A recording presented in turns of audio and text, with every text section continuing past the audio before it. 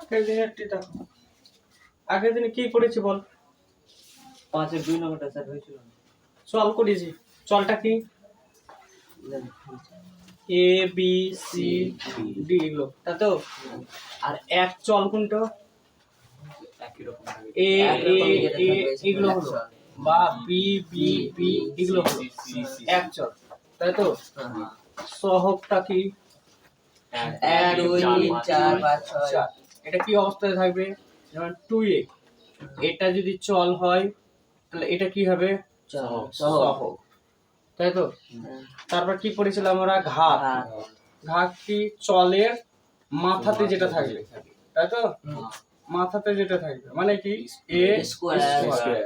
এটা হয়ে গেল কি? ঘাত। ঘাত, তাই তো? তাহলে এটা যদি ঘাত যদি 2 হয় তো, ঘাত যদি 2 হয় তো কি বলবো? বর্গ। আর যদি ঘাত যদি 3 হয় তো ঘন। এতটুকু পড়েছি। আচ্ছা, যুগ্ম কাকে বলেছি? যুগ্ম যেটা 2 দিয়ে ভাগ যায়, যেটা 2 দিয়ে ভাগ যায়, ভাগ যায়, যায়। 2 দিয়ে ভাগ যায় কে? 4 4 4 8 6 10 2 18 20 22 24 মানে এক কথায় জোড়া জোড়া। আর অযুগ্ম কি ছিল? 2 দিয়ে ভাগ করা যাবে না, 2 দিয়ে ভাগ করা যাবে না, ভাগ যায় না। বিজোড় সংখ্যা। তাহলে কি হলো তখন? 1 3 5 7 5 7 এগুলো। আচ্ছা, ক্রমিক মানে কি? ক্রমিক মানে কি? পর পর পর পর মানে যেমন 1 এর পরে 2, 2 এর পরে 3 4 5 6 এরকম করে সিরিয়াল যদি থাকে তো সেটা কি বলবো? ক্রমিক। আচ্ছা, তারপরে এটাতে আমরা কি বলেছিলাম? প্রথমে কি থাকবে? সহগ, তার সাথে সাথে চল, এই দুটা মিললেও আমাদের কি হবে বলতো? পদ হবে। আর সহগ, তার মধ্যে চল আছে, তারপরে আবার ঘাতও আছে, এইটিও যদি থাকে তো কি হবে? পদ। তবুও পদ হলো। আর অনেকগুলো পদ যদি মিলে যদি যায় বহুপদ। তাহলে এটা কি হলো? বহুপদ। এটা হলো বহুপদ। বহুপদ। তখন বহুপদ সংখ্যামালা বলে এটাকে, বহুপদ সংখ্যামালা। আচ্ছা, পদের এখানেও পদ আছে, এখানেও পদ আছে, এখানেও কি আছে? পদ আছে। তার সঙ্গে সঙ্গে এরকম সমান সমান দিয়ে আর এখানে একটা কি আছে? সংখ্যা আছে। যখন এই রকম সিচুয়েশন যখন আসবে এই দুটোর জন্য তখন এটা কি বলবো? সমীকরণ। সমীকরণ, তাই তো? এটা শেখা হয়েছিল। আর কি শেখা হয়েছিল? যে এখানে এ স্কোয়ার আছে, তো এর মধ্যে কে কে ঢুকে আছে? A1 ও ঢুকে আছে, A0 ও ঢুকে আছে। যদি এ যদি 3 যদি থাকে তো এর মধ্যে কে ঢুকে আছে? A স্কোয়ার ও ঢুকে আছে, A1 ও ঢুকে আছে, A0 ও ঢুকে আছে। ধরলে A5 আছে, তো এর মধ্যে কে ঢুকে আছে বল? A4 ও ঢুকে আছে, A3 ও ঢুকে আছে, A2 ও ঢুকে আছে, A0 ও ঢুকে আছে, তাই তো? তারপর আর একটা কথা কি বলছে? যে A0 মানে যার পাওয়ার 0 তাকে আমরা সব সময় 1 হয়, যার পাওয়ার মানে যার ঘাত 0 হয় সে সব সময় 1 হয়, আর যে 1 হয় তাকে বলে ধ্রুবক, তাই তো?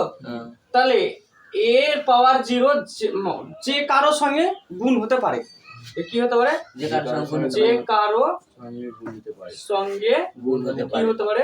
গুণ অবস্থাতে থাকতে পারে, গুণ অবস্থাতে থাকতে পারে। একটা কথা বলি, 2 এর মধ্যে কি এর পাওয়ার 0 আছে? ভেবে বল।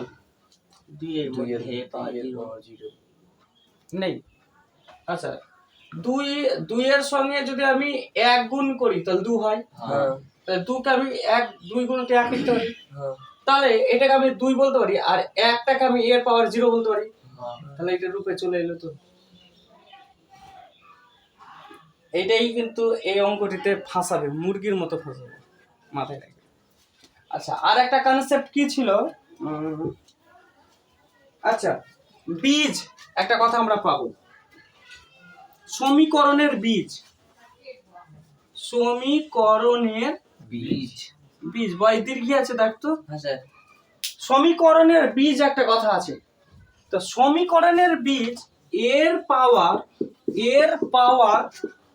2 এই স্কোয়ারটাকে বলা হয় সমীকরণের বীজ। কিছু বোঝা গেল না? এইটাকে কি বলা হয়? সমীকরণের বীজ। কাকে বলা হয়? এ স্কোয়ার। তাহলে যদি আমি একটা সমীকরণের রূপ ধরলে এ স্কোয়ার প্লাস 2a প্লাস 4 ধরেছি সাপোজ, তাহলে সমীকরণের বীজ কোনটা? এটা হলো সমীকরণের বীজ। কিন্তু বীজটা ভেঙে থাকে কোথায়? এই কথাটাই মনে রাখবে। সমীকরণে এটাকে বলছে সমীকরণের বীজ, আর এই সমীকরণের বীজ ভেঙে থাকে।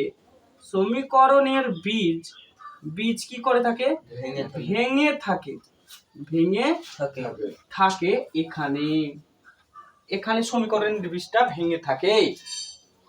মাথাতে কিচ্ছু উঠলো না কথাটা।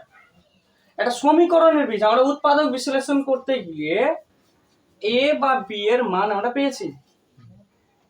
যেমন একটা অঙ্ক করলে বুঝি, তাহলে এটাকে আমি যদি ফ্যাক্টর করি, এটা ধরে নে a square plus 2a plus 4 আছে, তাহলে এটা কি লিখতে পারি? a square plus 2a plus 2a plus 4।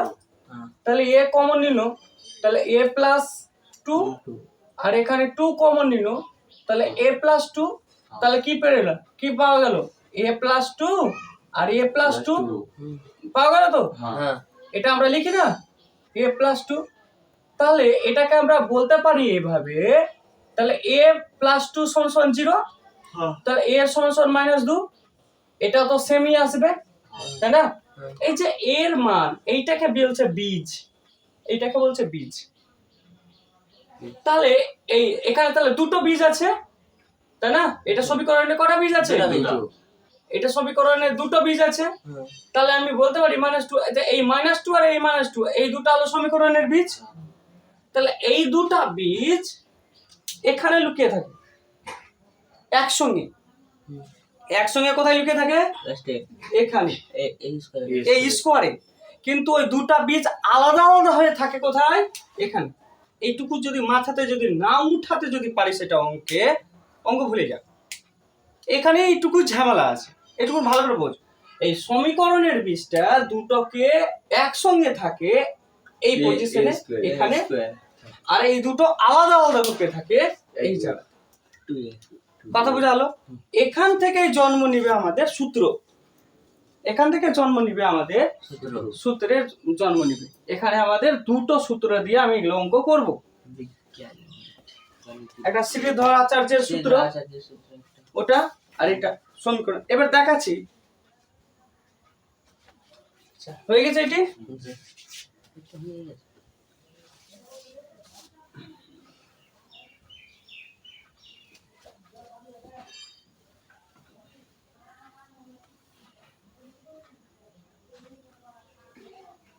সরাসরি লাইভ চলবে।